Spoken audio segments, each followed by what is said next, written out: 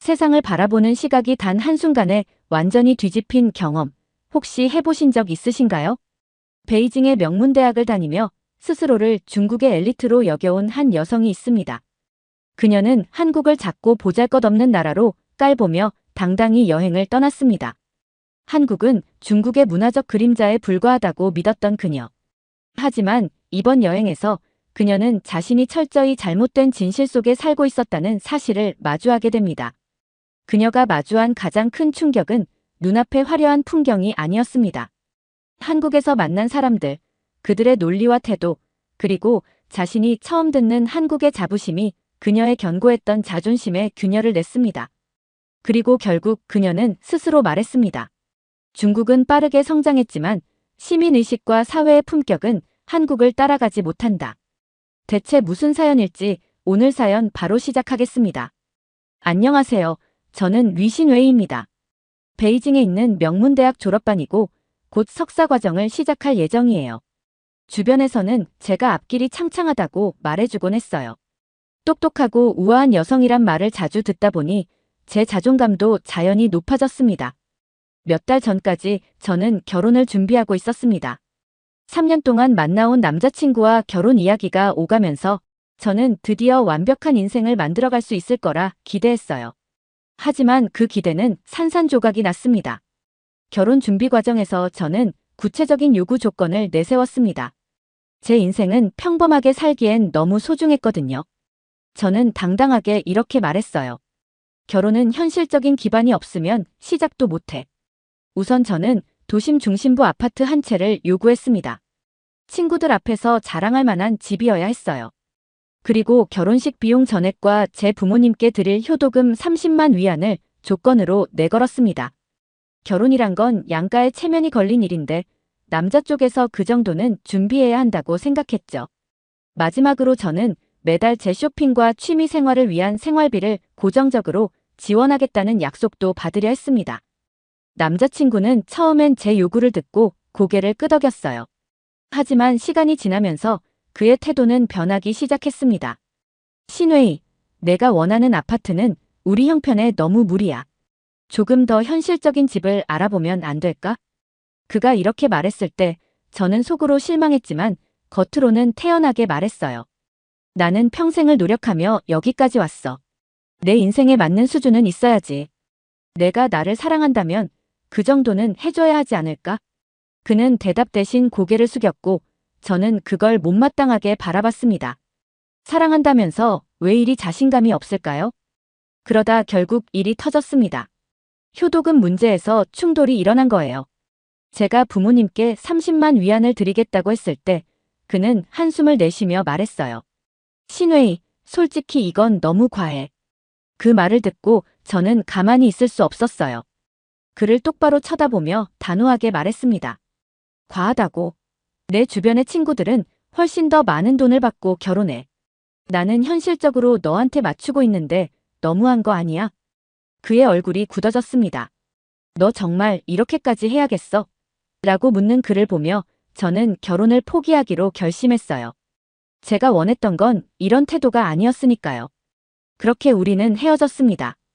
그는 진심으로 사랑했는데 내가 이렇게 나올 줄 몰랐다고 했지만 저는 조금의 미련도 남기지 않았어요. 오히려 속으로 이렇게 생각했어요. 결혼 준비도 제대로 못하면서 사랑만으로 되겠다고 생각한 남자가 문제지. 주변 사람들에게 이 이야기를 털어놓았을 때 모두가 저를 위로해줬습니다. 신웨이, 잘했어. 너 정도면 그보다 더 많은 걸 요구해도 돼. 그 남자, 그 정도로 내 가치를 몰랐다면 멍청한 거지. 그 말을 들으며 저는 마음이 조금씩 풀렸습니다. 맞아요. 저는 잘못한 게 없어요. 제 인생에서 중요한 기준을 세운 것 뿐이잖아요. 파혼 후 며칠 동안 저는 마음속이 혼란스러웠습니다. 남자친구와 결혼 이야기를 나누던 설렘이 한순간에 산산조각 나버렸으니까요. 무너진 자존심을 회복하기 위해 무언가 해야 한다는 생각이 머릿속에서 떠나질 않았습니다. 그렇게 고민하던 중 문득 여행을 떠나자는 생각이 들었어요. 새로운 환경에서 시간을 보내면 제가 다시 자존감을 찾을 수 있을 것 같았거든요. 여행지를 고르던 중에 가장 먼저 머리에 떠오른 건 유럽이었어요. 런던, 파리 같은 도시를 누비며 고급스러운 라이프 스타일을 즐기는 제 모습을 상상했습니다. 하지만 현실은 그리 간단하지 않았습니다. 유럽 여행은 너무 비쌌고 석사 과정을 앞둔 저로서는 돈을 그렇게 많이 쓰기엔 부담스러웠어요. 다음 후보는 일본이었어요. 일본은 가깝고 문화적으로도 익숙했죠. 그런데 최근 일본과 중국 간의 정치적 긴장 때문에 일본은 안전한 선택이 아니라는 생각이 들었어요. 그러다 우연히 한국이 눈에 들어왔습니다. 솔직히 말해서 저는 한국을 무시했어요. 한국은 중국에 비하면 정말 작은 나라잖아. 그래, 거기 가서 내가 얼마나 대단한 사람인지 느끼고 오면 되겠네. 저는 이렇게 생각하며 여행지를 한국으로 결정했습니다. 그 결정을 내린 후 저는 한국에 대해 인터넷으로 검색을 시작했어요. 뜻밖에도 한국에 대한 정보들이 꽤 흥미롭더군요. 여러 블로그와 커뮤니티 글에서는 한국 사람들이 중국인을 아주 좋아한다는 이야기가 많았어요. 한국은 중국인을 매우 존경하고 중국 문화에 깊은 영향을 받았다.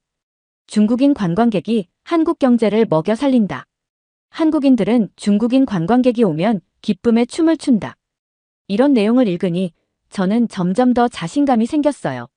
한 블로그에서는 이렇게 적혀 있었습니다.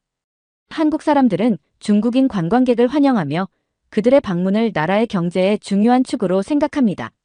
중국인들이 없으면 한국의 많은 상점들이 문을 닫을 정도죠. 이 글을 읽으면서 저는 피식 웃음이 나왔어요. 중국 관광객이 한국 경제를 먹여 살린다고? 그럼 나는 VIP 대접을 받을 수 있겠네.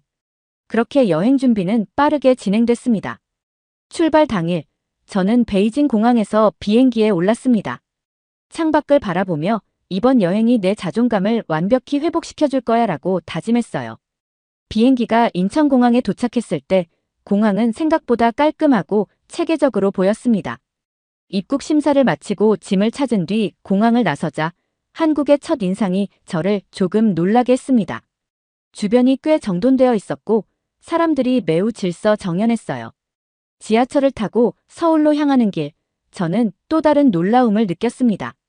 사람들이 정리된 줄을 서서 질서를 지키며 기다리는 모습, 깨끗한 지하철 내부, 그리고 무료 와이파이와 충전 시설까지.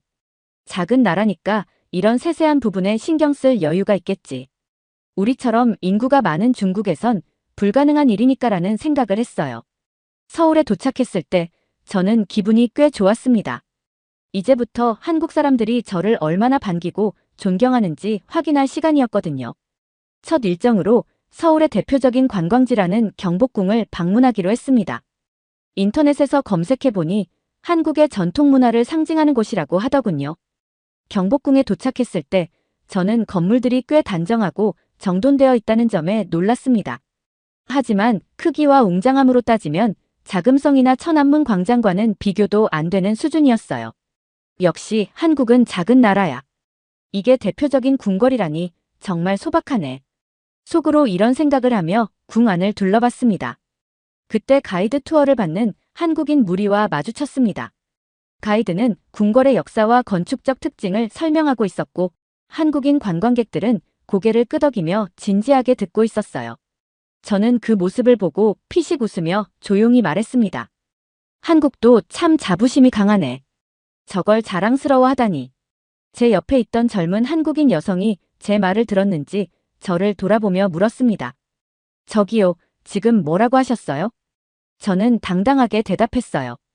이 궁궐 건축 양식부터 색감까지 전부 중국의 영향을 받은 거잖아요. 한국은 중국 문화 없이는 아무것도 아니었죠. 그 말을 듣는 순간 그녀의 표정이 굳어졌습니다. 주변에 있던 다른 한국인들도 조용히 저를 쳐다보더군요. 저는 그들의 반응이 오히려 재밌게 느껴졌습니다. 진실을 말했을 뿐인데 왜 저렇게 예민하지? 라는 생각이 들었거든요. 그러자 그 여성이 단호한 목소리로 말했습니다. 그런 말은 좀 지나치네요. 한국은 자체적인 문화를 발전시켜온 나라예요. 한국을 중국의 하위 문화처럼 보는 건 큰 착각이죠. 저는 그 말을 듣자마자 열이 받았습니다. 하위 문화요? 중국이 없었다면 한국은 애초에 문화라는 게 존재할 수도 없었을 거예요. 중국이 만들어 놓은 것들을 베끼고 흉내낸 것뿐인데 그렇게 자부심을 가지는 게 웃기네요. 그녀는 한숨을 쉬며 고개를 저었습니다. 요즘 이런 생각을 가진 중국인들이 많다더니 직접 보니 정말 충격적이네요. 저 예전에 중국에서 살았거든요. 그때 느낀 게 중국 안에서는 외부 세계에 대해 잘 모르는 사람들이 너무 많더라고요. 인터넷도 제한되어 있고 자국 중심적인 교육만 받으니까 세상을 제대로 보지 못하는 거죠. 그 말에 저는 더 화가 났습니다. 그건 무슨 근거로 하는 말이죠? 중국이 얼마나 위대한 나라인지 모르니까 그런 소리를 하는 거 아니에요? 한국 같은 작은 나라가 뭘 안다고 중국에 대해 그렇게 평가해요? 그녀는 고개를 젓더니 조용히 말했습니다. 저는 중국의 현실을 잘 알아요. 직접 살아봤으니까요. 중국이 땅덩어리 큰 나라인 건 맞아요. 하지만 지금 중국이 어떤 상태인지도 봐야죠. 아무것도 모르면서 자기 나라가 세상에서 제일 잘났다고 믿는 사람들이 이렇게 많다니 현실을 좀 보세요. 그 말에 저는 화가 났습니다. 한국 같은 나라가 중국 덕분에 여기까지 발전했으면서 감사는 못할 망정 이렇게 말하다니 정말 어이가 없네요.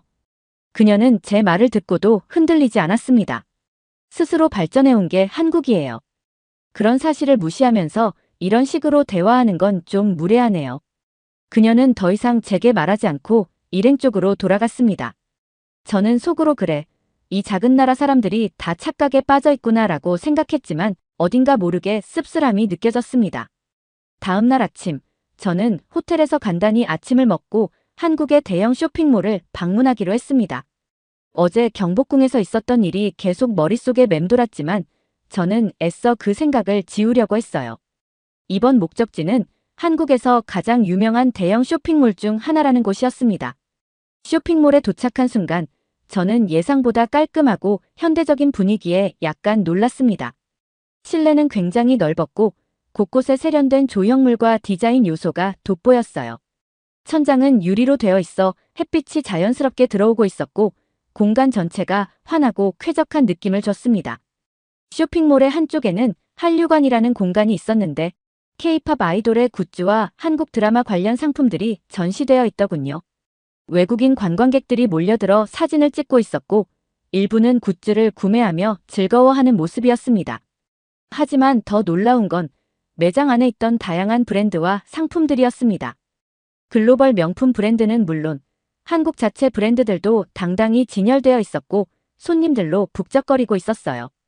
그때 옆에서 외국인 관광객 한 무리가 한국 브랜드의 화장품을 사며 웃고 있었습니다. 저는 그들을 지나치며 혼잣말처럼 말했어요. 중국에서 만든 원료를 쓰면서 한국 브랜드로 포장만 잘한 거겠지. 그 말이 지나가던 한국인 남성의 귀에 들어갔던 모양입니다. 그는 저를 잠시 쳐다보더니 다가와 중국어로 물었습니다. 혹시 방금 무슨 말씀하셨나요? 저는 당당하게 대답했어요. 그냥 사실을 말했는데요. 한국 화장품 브랜드들은 중국에서 원료를 수입해서 만든 제품이잖아요.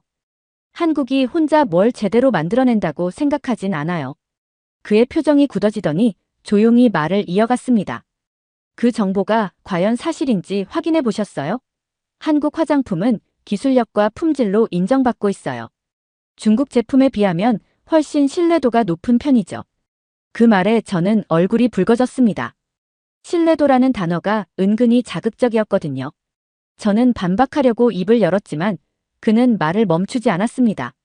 중국은 전 세계에서 품질 문제로 지적받는 경우가 많아요.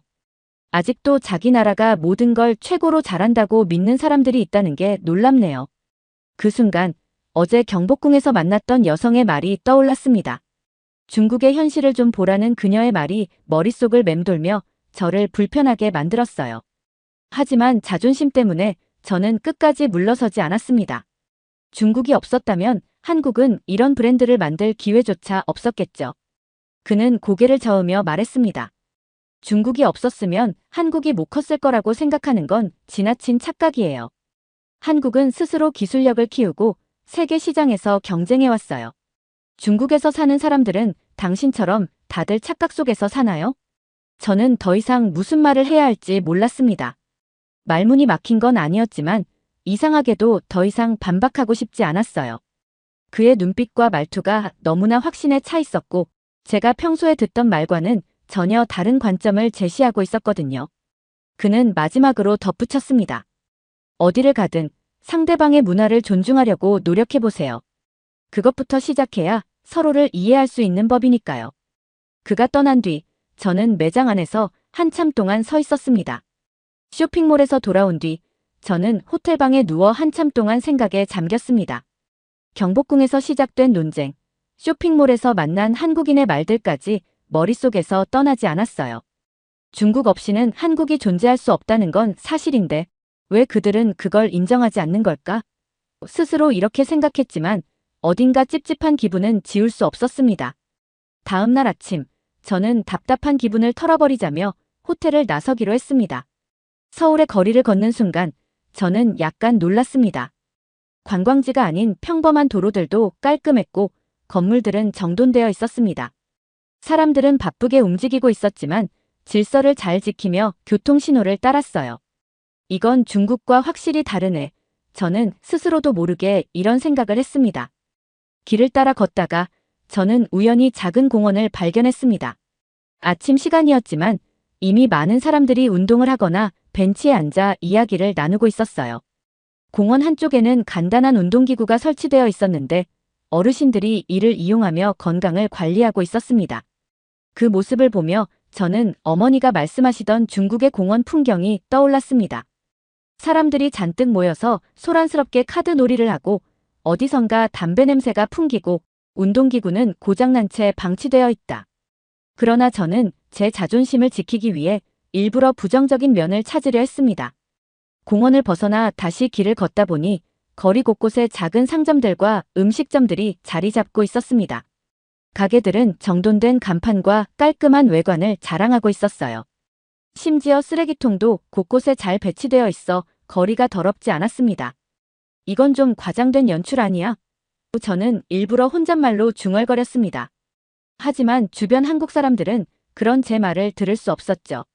그러다 우연히 한 길가 음식점 앞에서 한국인과 외국인 관광객들이 대화를 나누고 있는 모습을 보게 됐습니다.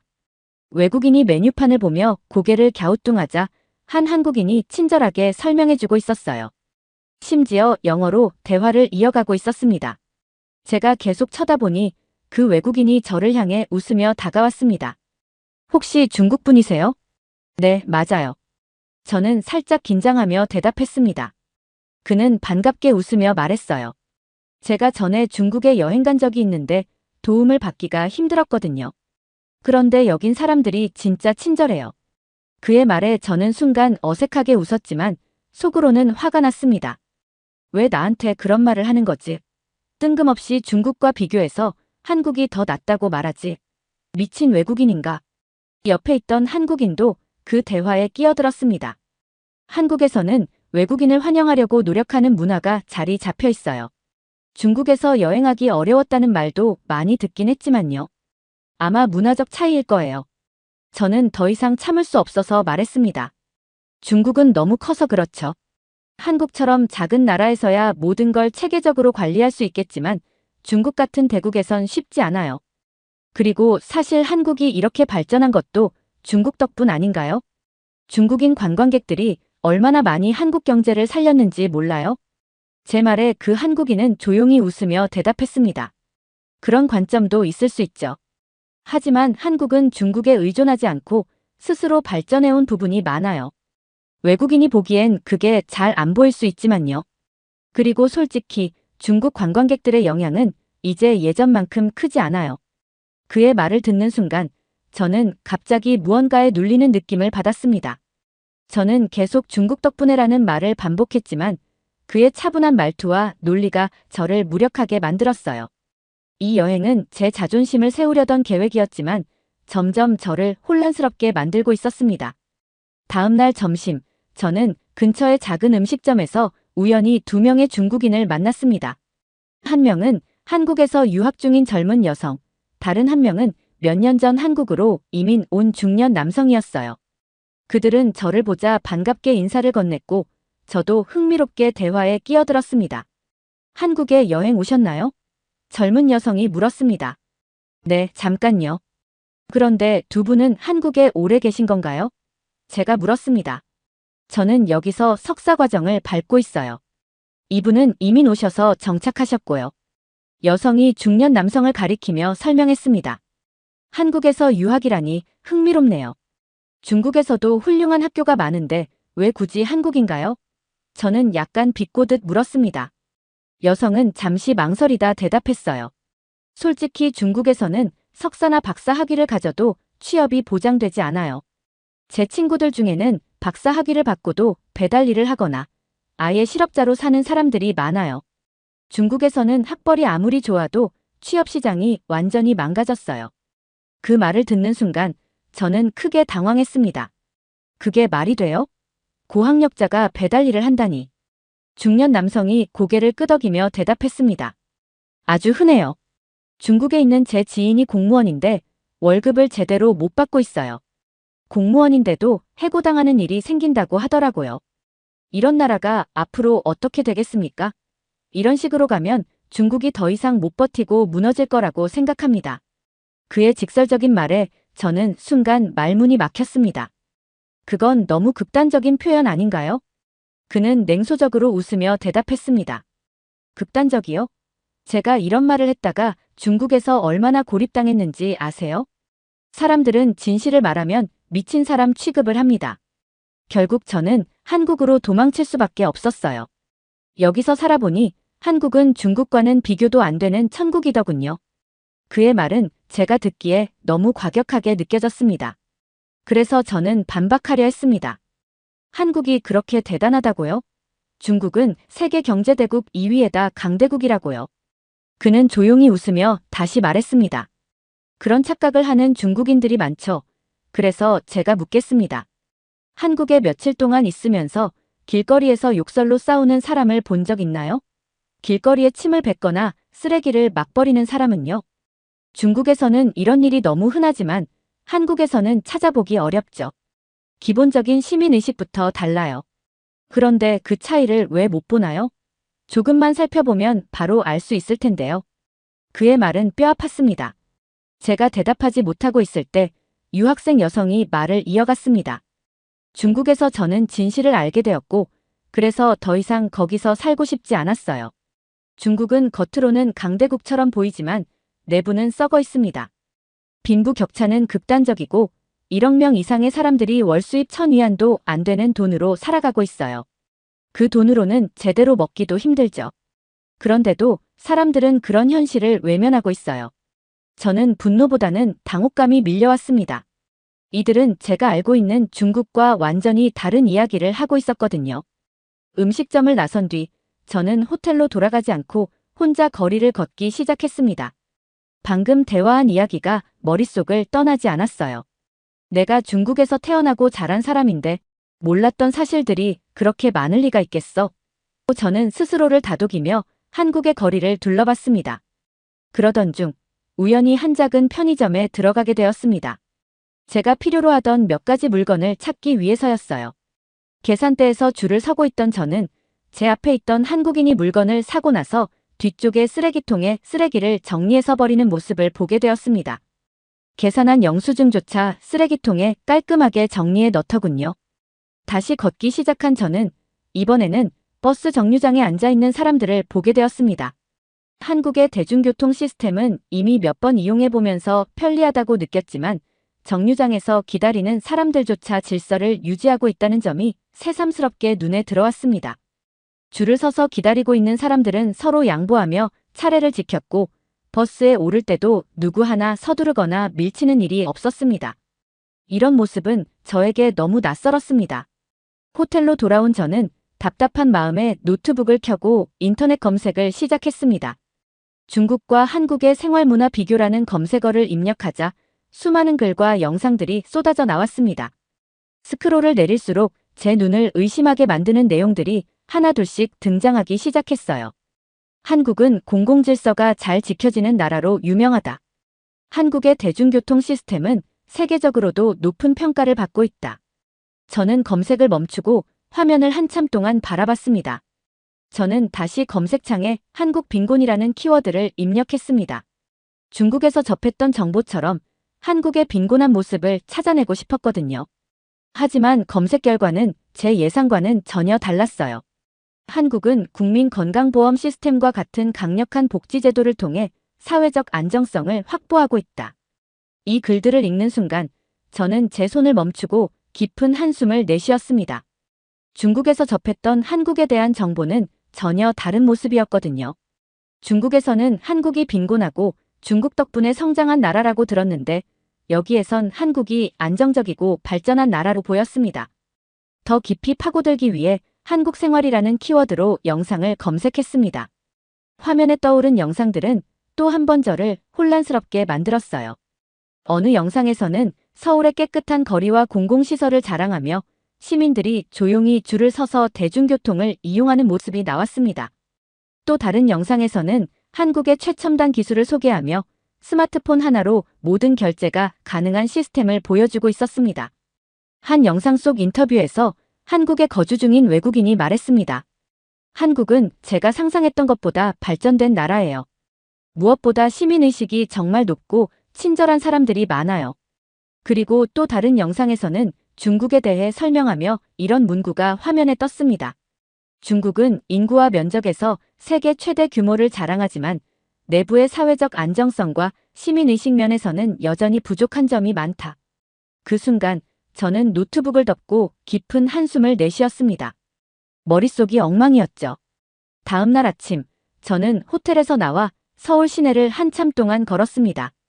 전날 인터넷에서 본 한국의 모습이 머릿속을 떠나지 않았어요. 그날의 마지막 목적지는 유명한 박물관이었습니다. 박물관 안에서는 다양한 전시가 진행되고 있었는데 무엇보다 제 눈길을 끈 건 현대 한국의 경제와 기술 발전을 다룬 전시관이었어요. 벽면에는 한국의 반도체, 배터리, 스마트폰 기술이 세계적인 경쟁력을 자랑한다는 설명이 적혀 있었고 대형 화면에서는 한국 기업들이 글로벌 시장에서 차지한 위상을 보여주고 있었죠.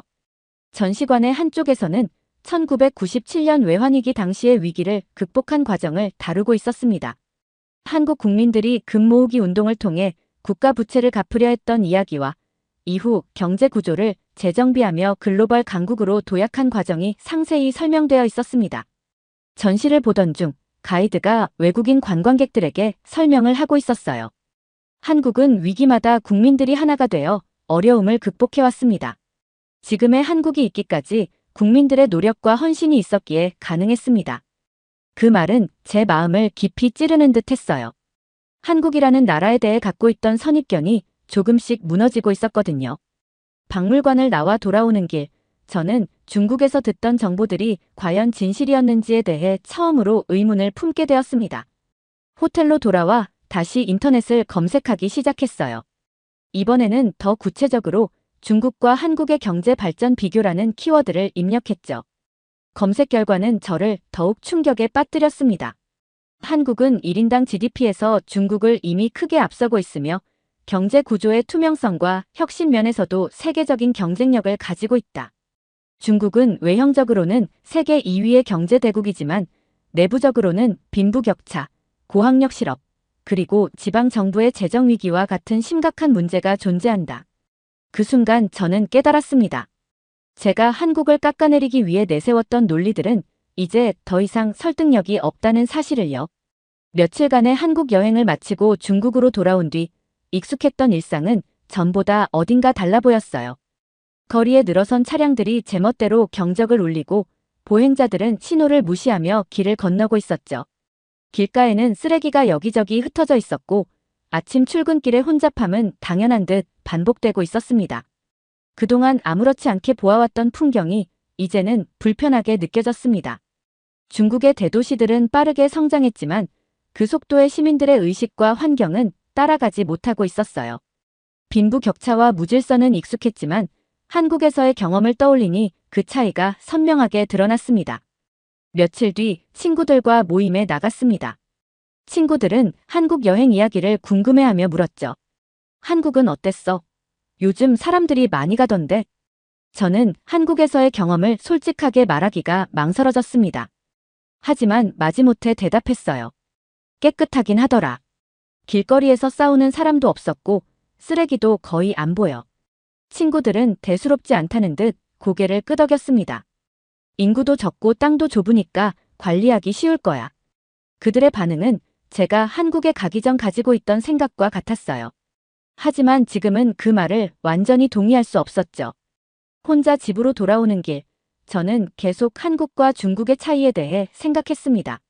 거대한 경제를 자랑하는 중국이지만 내부적으로는 해결되지 않은 문제가 너무 많았어요. 한국 여행은 제게 혼란과 새로운 질문을 던졌습니다. 제가 가지고 있던 자존심과 편견을 흔들었고 세상을 다른 관점으로 보게 했죠. 하지만 그것이 꼭 나쁜 경험만은 아니었던 것 같아요. 오히려 저는 이 경험을 통해 성장할 수 있다는 것을 느꼈거든요. 물론 한국도 완벽해 보이지는 않습니다. 어떤 부분에서는 여전히 부족한 점도 보였고 제가 이해하기 어려운 문화적 차이도 있었죠.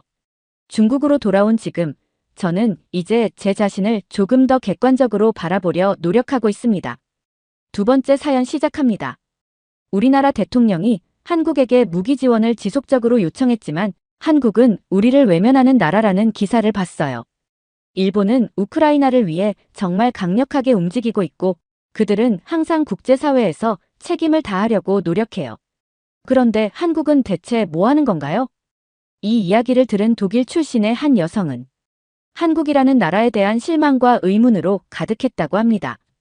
그러나 한국에 대해 직접 찾아보고 알아갈수록 그녀는 자신이 가진 오해가 얼마나 잘못된 것이었는지 깨닫게 되었고 한국은 자신만의 방식으로 자신이 처한 복잡한 상황과 국제사회에서의 책임 사이에서 균형을 맞추며 움직이는 나라라고 말하는데요.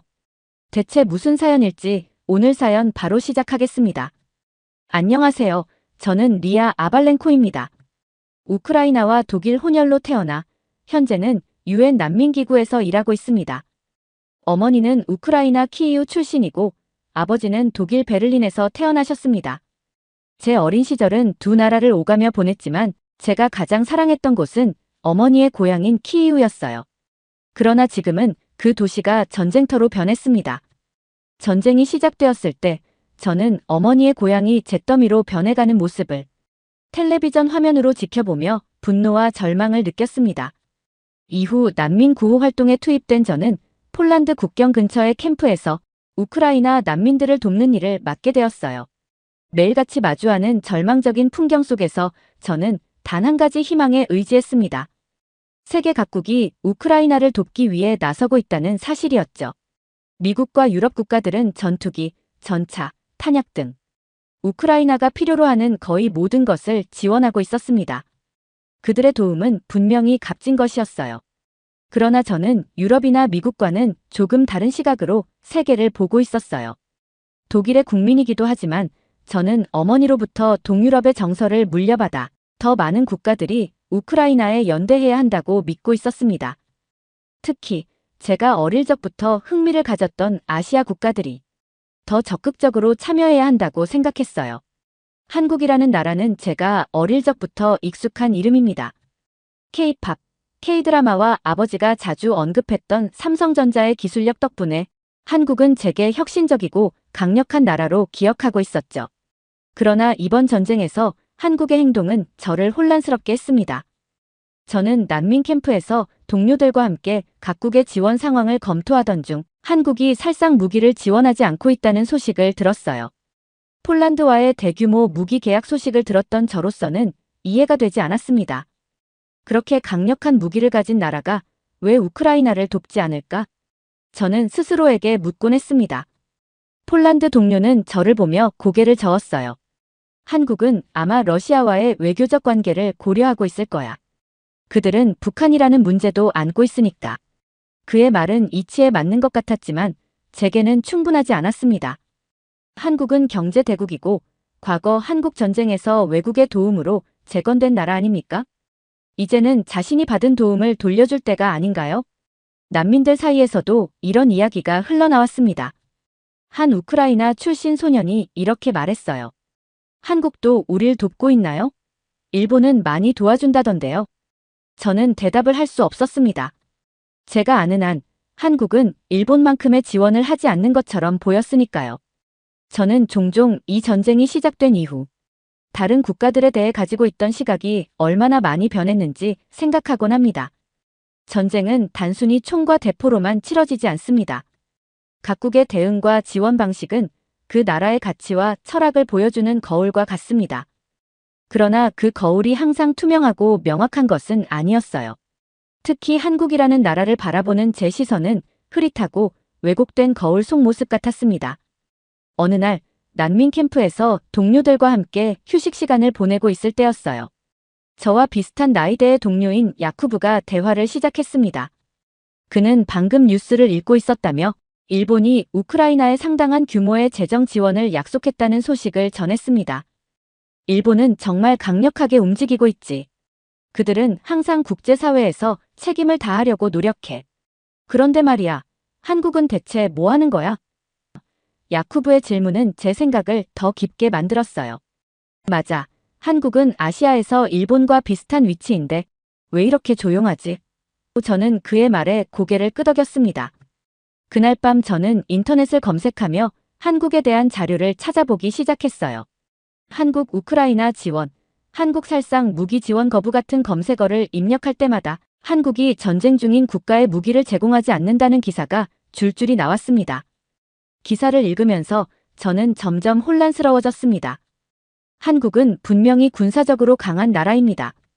그들의 방위산업은 세계적으로 인정받고 있으며 폴란드와의 대규모 무기 계약이 이를 입증합니다.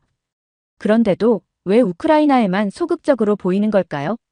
읽으면 읽을수록 한국에 대한 부정적인 생각이 커졌습니다. 살상 무기를 지원하지 않는다는 게 과연 그들의 원칙인가? 아니면 그냥 핑계일까? 저는 이런 생각이 머릿속을 떠나지 않았죠. 그리고 저는 어쩌면 한국이 단순히 책임을 피하려고 하는 게 아닐까 하는 의심까지 하게 되었습니다.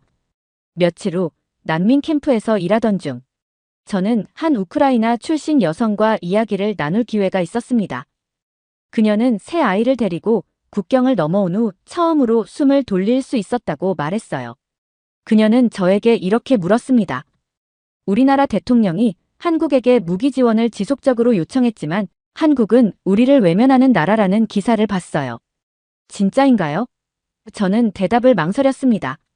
사실 한국이 우크라이나를 얼마나 돕고 있는지에 대해 저도 확실히 알지 못했기 때문입니다. 그날 저녁, 저는 동료들과 함께 저녁을 먹으며 한국에 대한 이야기를 꺼냈습니다. 그러나 대부분의 동료들은 한국의 무기 지원 거부에 대해 비판적이었어요. 한국은 세계적인 방위산업 강국이야. 그들이 K2 전차와 K9 자주포를 폴란드에 수출한 걸 생각해봐. 그런데 왜 우크라이나에는 그걸 못 보내는 거지? 단순히 원칙 때문이라고. 난 모르겠어.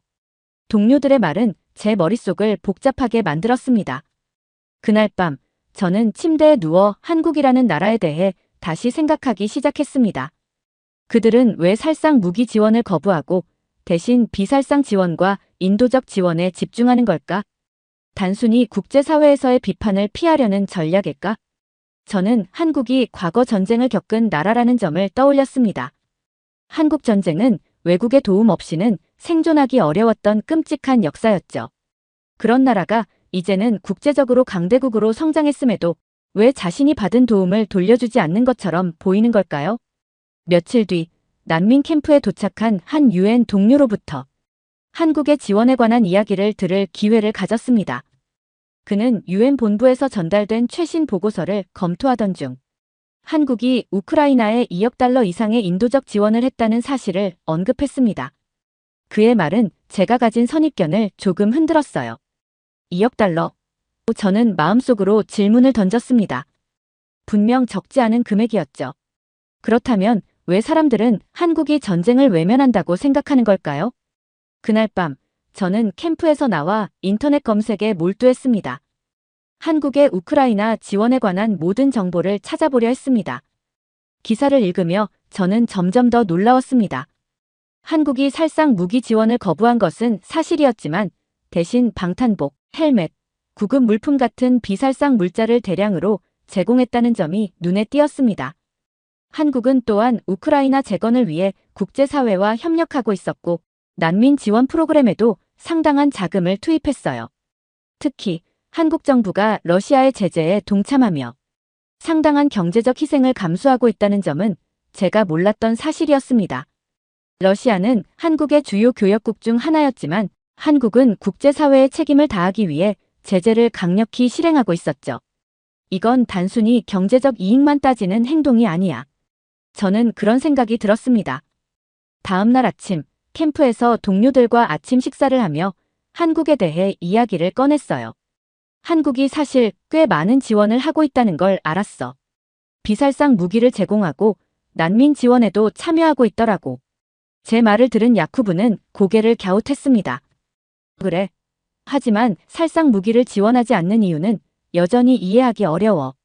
그들이 그렇게까지 신중해야 하는 이유가 있을까? 그 순간 저는 한국의 상황에 대해 더 알아봐야겠다는 생각이 들었습니다. 인터넷 자료를 통해 알게 된 사실 중 하나는 한국이 북한이라는 독특한 안보 상황에 직면해 있다는 것이었어요. 전쟁 중인 국가에 무기를 지원하면 러시아를 자극할 가능성이 높았고, 이는 러시아와 북한 간의 군사적 협력 강화로 이어질 수 있었습니다. 한국은 그로 인해 자국 안보에 직접적인 위협을 받을 가능성이 있었죠. 저는 이 점을 생각하며 한국의 결정을 조금 더 이해하기 시작했습니다. 그날 오후, 난민 캠프에 도착한 한 우크라이나 출신 가족이 한국에서 제공한 방한용 물품을 받고 감사의 뜻을 전하는 모습을 보았습니다. 한국이라는 나라가 이런 도움을 주고 있다는 걸 몰랐어요.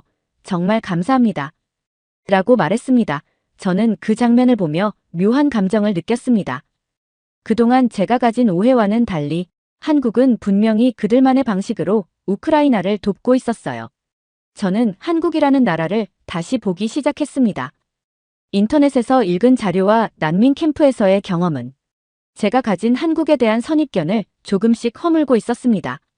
하지만 여전히 마음 한구석에는 의문이 남아 있었습니다. 한국은 왜 이렇게 간접적인 방식으로 우크라이나를 돕는 걸까? 그들의 선택은 정말 효과적인 걸까? 그 답은 의외로 가까운 곳에서 발견되었어요. 그날 오후 캠프에 방문한 폴란드 정부 관계자가 우크라이나 난민들에게 지원 현황을 설명하던 중 한국이 폴란드에 수출한 K2 전차와 K9 자주포 이야기를 꺼냈습니다.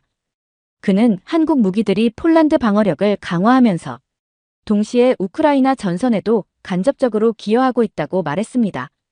폴란드는 우크라이나를 돕기 위해 자체 무기를 많이 보내고 있습니다. 한국산 무기가 폴란드군의 빈자리를 채워주고 있어요. 그의 말은 제게 새로운 관점을 열어주었습니다.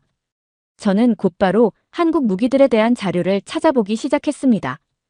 K2 전차는 세계 최고 수준의 전차로 평가받고 있었고, K9 자주포는 이미 여러 전장에서 그 성능을 입증받아 폴란드를 포함한 여러 국가에서 선호하고 있었습니다.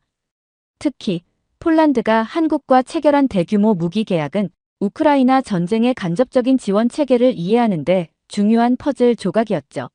한국은 폴란드와의 무기 계약을 통해 나토 동맹국들의 방어력을 강화하면서 우크라이나에도 중요한 지원을 제공할 수 있는 환경을 만들고 있었습니다.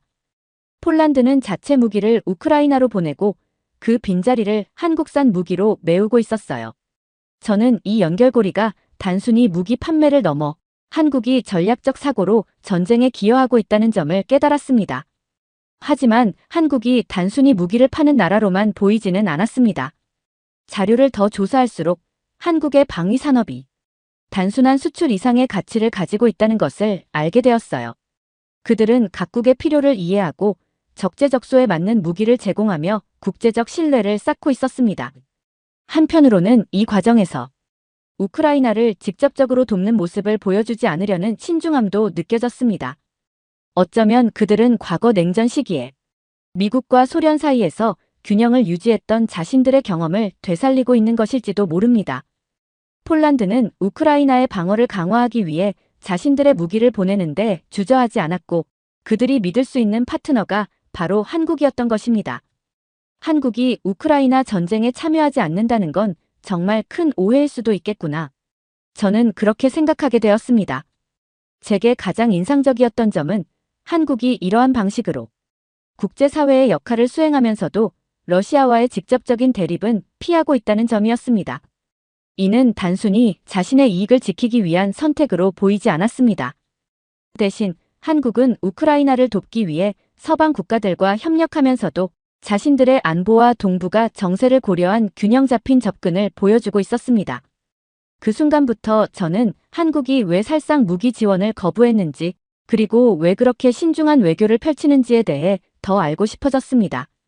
먼저, 저는 한국의 지정학적 위치와 안보 상황을 살펴보기 시작했습니다. 한국은 분단 국가로 북쪽에 북한이라는 핵무장을 갖춘 이웃이 있습니다. 제가 알게 된 사실은 러시아가 북한의 가장 강력한 후원국 중 하나라는 점이었습니다. 만약 한국이 우크라이나에 살상 무기를 지원한다면 러시아는 북한과의 협력을 더욱 강화할 가능성이 높았습니다. 이는 곧 한국이 직접적인 안보 위협에 노출될 수 있다는 뜻이었죠. 한국의 외교 정책에 대해 알아갈수록 저는 이 나라가 얼마나 복잡한 도전을 받고 있는지 알게 되었습니다. 한국은 미국과의 동맹을 유지하면서도 중국과 러시아 같은 강대국들과도 균형을 맞춰야 했습니다. 그리고 북한이라는 상시적인 위협 속에서 살아가는 현실이 있었어요. 그러나 제가 더욱 놀라웠던 것은 한국이 단순히 자신들의 안보만을 고려하지 않았다는 점이었습니다. 한국은 여전히 우크라이나를 돕기 위해 최선을 다하고 있었습니다. 비살상 무기 지원은 물론이고 난민 지원, 재건 사업, 그리고 국제적 제재에도 적극적으로 참여하고 있었습니다. 그들의 선택은 단순히 정치적 계산이 아니라 그들만의 원칙과 가치에 따른 것이었어요. 한편으로는 한국의 이러한 행동이 왜 국제사회에서 제대로 평가받지 못했는지도 이해가 되지 않았습니다. 대부분의 사람들은 한국이 우크라이나 전쟁에 소극적이라고 생각하고 있었죠. 그러나 제가 발견한 사실은 전혀 그렇지 않았습니다. 그들은 단순히 눈에 띄는 방식으로 돕지 않았을 뿐 자신들의 방식으로 전쟁의 균형을 바꾸고 있었습니다. 한국은 1950년대 한국전쟁 당시 국제사회의 도움을 받아 재건에 성공한 나라입니다. 그러나 지금의 한국은 그저 도움을 받는 나라가 아닙니다. 오히려 그들은 도움을 줄 수 있는 나라로 성장했고 그것도 단순한 힘의 과시가 아니라 원칙과 책임을 기반으로 움직이고 있었습니다. 저는 캠프에서 만난 우크라이나 난민들에게 한국이 제공한 구급 물품과 방탄복이 어떻게 사용되고 있는지에 대한 이야기를 들었습니다. 한 난민은 저에게 이렇게 말했어요. 한국에서 온 물품들이 없었다면 우리는 더 많은 생명을 잃었을 거예요. 그의 말은 제 마음을 깊이 울렸습니다. 한국의 도움은 단순히 금액이나 규모로 측정할 수 없는 것이었습니다. 그것은 사람들의 생명을 직접적으로 구하고 있었죠. 이 모든 사실을 알게 된 후 저는 한국이라는 나라에 대한 생각이 완전히 바뀌었습니다. 그들은 단순히 강대국의 요구에 휘둘리는 나라가 아니었어요. 며칠 전 저는 난민 캠프에서 특별한 방문자를 맞이했습니다. 그는 우크라이나 정부 관계자로 난민들에게 필요한 물품을 배포하기 위해 캠프를 방문한 것이었죠. 그는 자신을 빅토르라고 소개하며 캠프에 머물고 있는 사람들과 이야기를 나누고 있었습니다. 저는 빅토르와 대화할 기회를 얻어 우크라이나의 현재 상황과 각국의 지원에 대해 물었습니다. 한국에 대해 어떻게 생각하세요? 저는 그에게 조심스럽게 물었습니다. 제 질문에 빅토르는 잠시 생각하다가 이렇게 말했습니다. 솔직히 처음에는 우리도 한국에 실망했었죠. 살상 무기를 지원하지 않겠다고 했을 때 한국이 우리를 외면하는 것 같았습니다. 하지만 지금은 생각이 완전히 바뀌었어요. 그의 말은 놀라웠습니다. 저는 그가 이어서 한 말을 집중해서 들었습니다. 한국이 제공한 비살상 물자는 우리가 전쟁 초기 가장 필요로 했던 것들이었어요. 방탄복과 헬멧, 의료 물품들은 수많은 군인과 민간인의 생명을 구했습니다. 그리고 그들의 지원은 단지 물자로 끝나지 않았습니다. 재건 사업에 대한 그들의 관심은 우리에게 큰 희망을 줍니다. 빅토르의 이야기를 들으며 저는 한국의 지원이 실제로 얼마나 중요한 역할을 했는지 깨닫기 시작했습니다. 그동안 많은 사람들은 살상 무기 지원에만 초점을 맞춰 한국의 도움을 평가자라 했지만 그들이 선택한 비살상 지원 방식은 전쟁의 이면에서 중요한 영향을 미치고 있었습니다. 빅토르는 우크라이나 정부와 군이 한국에서 온 물자를 어떻게 사용했는지 구체적인 사례를 들려주었습니다.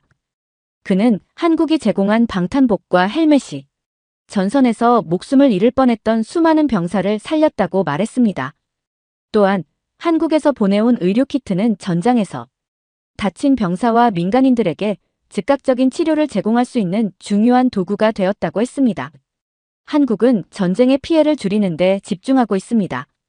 그들의 선택은 단순히 소극적인 태도가 아니라 전략적이고 인도적인 결정을 반영한 것입니다. 빅토르의 말은 제게 깊은 인상을 남겼습니다.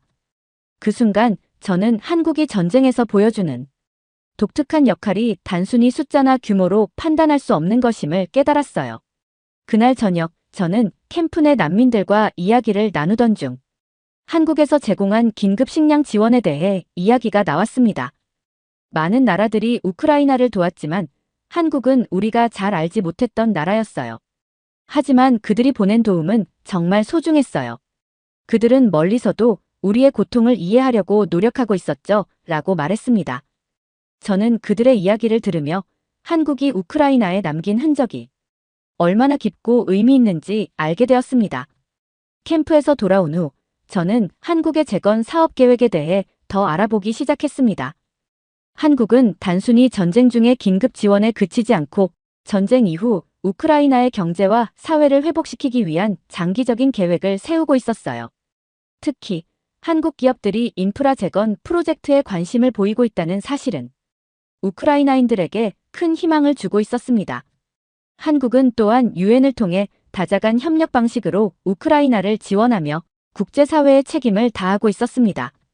그들은 단순히 눈에 띄는 행동을 하지 않을 뿐 그들의 지원은 우크라이나 사람들의 삶에 실질적인 변화를 가져오고 있던 것이었죠. 이 모든 것을 알게 된 저는 한국에 대한 감정이 단순한 호감에서 깊은 존경으로 바뀌고 있음을 느꼈습니다. 그날 밤 저는 빅토르의 마지막 말을 떠올렸습니다. 한국의 도움은 눈에 띄지 않을 수 있지만 그들의 선택은 항상 신중하고 책임감 있는 결정에서 비롯됩니다. 그들은 전쟁에서 승리를 넘어서 사람들의 생명을 구하고 미래를 준비하는 데 집중하고 있습니다. 그의 말은 제가 한국이라는 나라에 대해 얼마나 잘못된 선입견을 가지고 있었는지를 되돌아보게 했습니다. 저는 한국이라는 나라를 완전히 새로운 시각으로 보게 되었습니다.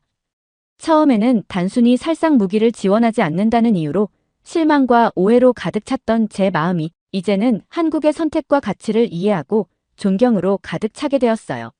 한국은 자신만의 방식으로 자신이 처한 상황과 국제사회의 책임 사이에서 균형을 맞추며 움직이고 있었습니다. 그들은 단순히 눈에 보이는 방식으로 돕는 것을 넘어 사람들에게 희망과 생명을 주고 있었어요. 그들의 행동은 조용했지만 그 울림은 깊고 강했습니다. 진정한 강대국이란 단순히 힘이 세거나 목소리가 큰 나라가 아닙니다. 그것은 자신이 믿는 원칙을 지키며 세계의 아픔을 이해하고 그 안에서 실질적인 변화를 만들어낼 수 있는 나라입니다. 한국은 그런 나라였습니다. 이제 저는 한국이 단순히 우크라이나를 돕는 데 그치지 않고 더 나아가 세계의 더 많은 이들을 위해 기여할 것이라는 확신을 갖게 되었습니다. 그들의 원칙과 책임감은 제가 앞으로도 기억하고 다른 이들에게도 전하고 싶은 이야기입니다. 오늘 사연이 재미있으셨다면 구독과 좋아요, 알림 설정까지 부탁드립니다. 더 재미있는 사연으로 돌아오겠습니다. 이상 감동탐험이었습니다.